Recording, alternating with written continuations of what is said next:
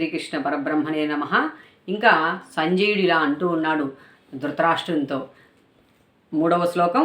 పశ్యతాం పాండుపుత్రానాం ఆచార్య మహతీంచమూం వ్యూఢాం ద్రుపదపుత్రేణ తవ శిష్యేన ధీమత.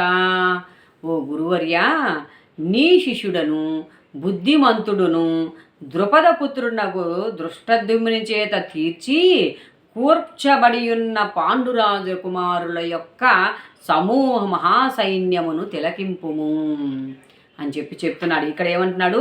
ఓ గురువర్య, నీ శిష్యుడును బుద్ధిమంతుడును మరియు ద్రుపదపుత్రుడునకు దృష్టద్యుమ్నుడు అనేటువంటి ఆయన చేత తీర్చి కూర్చబడి ఉన్నటువంటి, అంటే ఆ దుష్టద్యుమ్నుని యొక్క ఆధ్వర్యంలో ఈ పాండవ సైన్యం యొక్క సైన్యం అంతా కూడా సమకూర్చబడి ఉందట. ఆ సైన్యాన్ని తిలకింపుడు అంటూ సంజయుడు చెప్తూ ఉన్నాడు. ఇంకా తర్వాత శ్లోకంలో